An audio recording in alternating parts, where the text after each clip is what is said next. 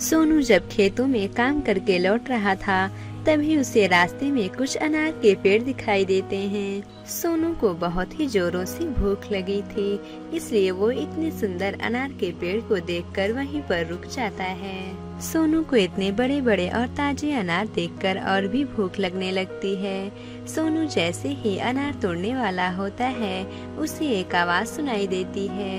ऐ लड़के, कौन है तू और तुझे क्या चाहिए? अगर तुझे अनार चाहिए तो जा पैसे ला, फिर तुझे अनार मिलेंगे।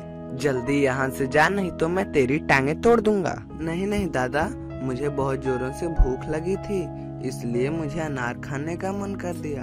आप मुझे माफ कर दीजिए, इसमें मेरी ही गलती है। अनार खाना है तो अपने ही घर का खाओ, यहाँ पर पैसे लगेंगे। दादा, मेरे नसीब में अनार खाना कहाँ लिखा है?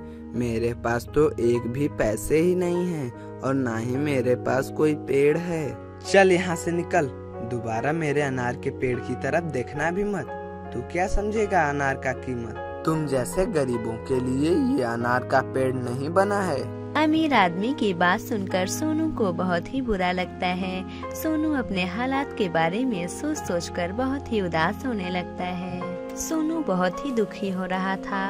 वो उदास मन से अपने घर की तरफ चल देता है। सोनू को रास्ते में एक बूढ़ी औरत दिखाई देती है। वो बूढ़ी औरत अपने टोकरी में अनार ली हुई थी। जैसे ही वो सोनू को देखती है वो उससे बोलती है, बेटा मेरे पास आओ, क्या तुम यह टोकरी मेरे सर पर उठा दोगे? यह टोकरी बहुत ही भारी है। हाँ दादी, अभी उठाता हूँ। सोनू देखा कि बहुत सारे अनार बूढ़ी दादी के टोकरी में पड़े हुए हैं। ये देखकर सोनू समझ जाता है कि आज बूढ़ी दादी के अनार ज्यादा बिके नहीं हैं। दादी, लगता है आज आपके अनार ज्यादा बिके नहीं हैं। हाँ बेटा, कभी कभी कुछ ज्यादा ही मेहनत करना पड़ता है। जब कभी अनार नहीं बिकते हैं तो उसे उठाकर घर भी ले जाना पड़ता है। बेटा, बड़ी बड़ी दुकानों में तो लोग ज्यादा मोल भाव नहीं करते हैं और मुझसे लोग कभी इतना कम दाम में मांगते हैं कि मुझे ही घाटा हो जाता है। दादी, मैं आपकी ये अनारों से भरी हुई टोकरी आपके घर तक ले जा सकता हूँ, जिससे आपको थोड़ा कम तकलीफ होगा। रहने दो बेटा, तुम मेरे लिए इतनी मेहनत क्यों कर रहे हो? मैं तो कभी हल्का बोझ उठाती हूँ और कभी भारी बोझ उठाती हूँ। दादी, आज तो मैं ये टोकरी आपके घर लेकर ही चलूँगा। बूढ़ी दादी को कुछ समझ में नहीं आता है। तभी सोनू बोलता है, दादी, आप इतने बुढ़ापे में इतना मेहनत का काम क्यों करती हैं? क्या करूं बेटा, इस पेट को भरने के लिए तो कुछ मेहनत करना ही पड़ेगा। दादी, आपके घर में कौन कौन है? बेटा, मैं अपने घर में अकेली रहती हूँ। मेरे साथ और कोई भी नहीं रहता है। मैं तो भगवान से यही प्रार्थना करती हूँ कि भगवान जल्द ही मुझे भी उठा लें। सोनू को बूढ़ी दादी की बात सुनकर उनके ऊपर बहुत ही दया आती है। दादी, आप ऐसी बातें क्यों सोच रही हैं? आज से मैं आपका टोकरी ले जाऊंगा और लेकर भी आऊंगा। दादी, आप इतना वजन टोकरी लेकर क्यों आती जाती हैं? मैं इतना हट्टा कट्टा हूँ, आज से मैं ही आपकी टोकरी लेकर आऊंगा जाऊंगा। ये सुनकर बूढ़ी दादी प्रसन्न हो जाती हैं। फिर सोनू अनार की टोकरी को अपने सर पर उठाकर बूढ़ी दादी के साथ उनके घर की तरफ चल देता है। बातें करते करते सोनू और बूढ़ी दादी घर पहुंच जाते हैं। सोनू टोकरी को बूढ़ी दादी के घर पर रख देता है और अपने घर की तरफ जाने लगता है। तभी बूढ़ी दादी सोनू से बोलती हैं, रुको बेटा, तुम्हारा नाम क्या है? दादी, मेरा नाम सोनू है। बेटा, कुछ अनार तुम भी ले लो। इतना बोलकर बूढ़ी दादी सोनू को एक अनार देती हैं। बेटा, इस अनार को तुम घर ले जाकर खा लेना, तुमने बहुत ही मेहनत किया है। दादी, मैं इस अनार को लेकर घर जाऊंगा। मैं इस अनार को खाकर इसके बीज को बो दूंगा, जिससे कुछ महीनों में मेरे पास भी एक अनार का पेड़ हो जाएगा। दादी, ये दुनिया के लोग कितने अजीब हैं। कोई अपने घर से भगाता है तो कोई प्रेम से बुलाकर खिलाता है। ठीक है बेटा, तुम अनार को खा भी लेना और उसके पेड़ भी उगा लेना। फिर सोनू अपने घर आ जाता है। घर आने के बाद सोनू उस अनार को खाने लगता है। सोनू अनार के बचे हुए बीज को मिट्टी में बो देता है।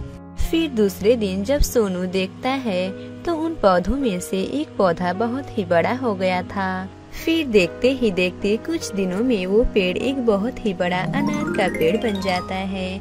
उस पेड़ पर बड़े बड़े लाल लाल अनार लगने लगे।